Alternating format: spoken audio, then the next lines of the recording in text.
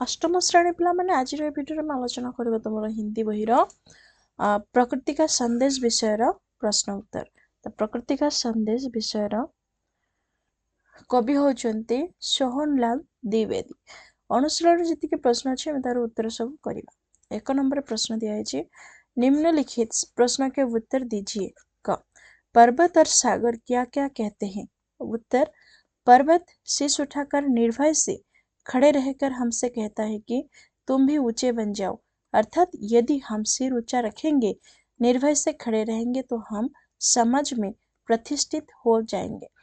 सागर लहराकर हमसे कहते हैं कि तुम मन में गहराई लाओ, अर्थात मन को उदार और विशाल कर दो। ख पृथ्वी और नभ का क्या कहना है? उत्तर, पृथ्वी कहते हैं कि तुम्हारे सिर पर बहुत भार हो पर तुम धैर्य ना छोड़ो, अर्थात सिर पर अधिक उत्तरदायित्व आने पर भी ना घबराकर हमें धैर्य रखना चाहिए।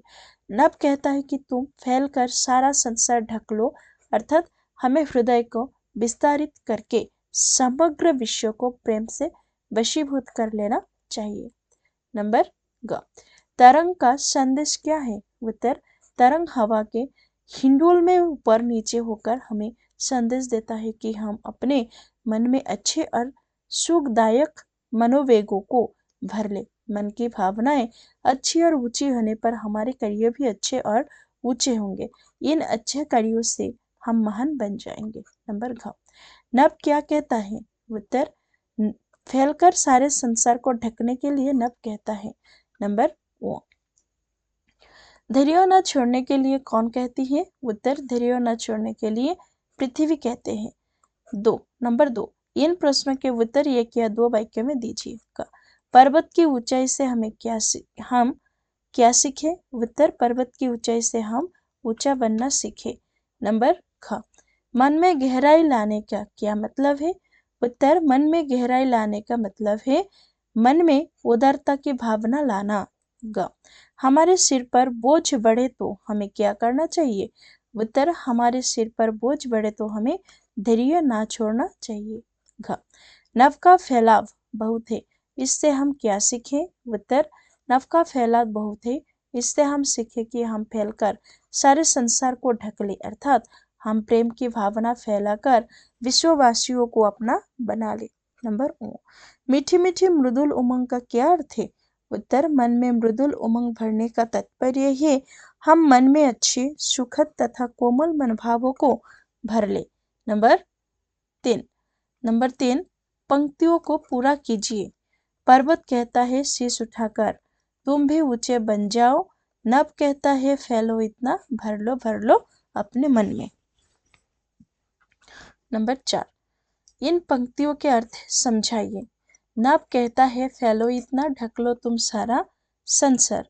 इसका अर्थ होता है आकाश कहता है कि तुम इतना फैलो कि सारा संसार ढक जाए, अर्थात हम अपने हृदय को प्रेम से इतना विशाल और विस्तारित कर दें कि सारे विश्ववासियों को अपना बना ले। नंबर 8 भर लो अपने मन में मीठी मीठी मृदुल उमंग।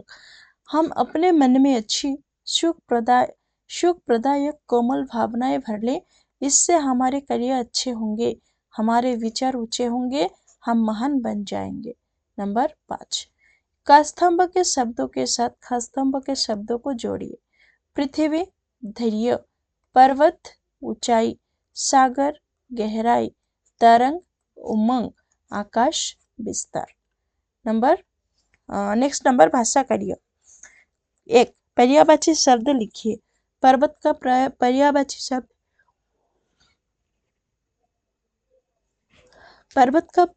शब्द है पहाड़, नभ का पर्यायवाची शब्द है आकाश, संसार का पर्यायवाची शब्द है जगत, मृदुल का पर्यायवाची शब्द कोमल, पृथ्वी का पर्यायवाची शब्द है धरित्री, सिर का मतलब होता है मस्तक, पर्यायवाची शब्द सागर का पर्यायवाची शब्द है समुद्र, तरंग का पर्यायवाची शब्द है लहर।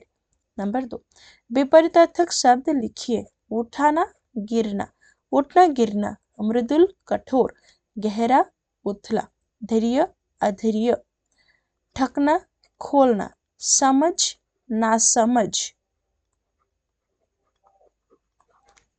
नासमझ, ओके। नंबर 3, इन शब्दों को लगाकर वाक्य बनाइए। लहर, लहर, एक लहर तट की ओर आई, सारा, सारा संसार खुशी बनेगा, सुखी बनेगा। भार, सिर पर भार संभालो। तरंग, समुद्र में तरंगे उठती हैं। उमंग, मन में नई उमंग है। तो पिले चैनल को नुआ आसले सब्सक्राइब कर दो चैनल को, वीडियो को सांग मान सहित शेयर कर दो। Thanks for watching.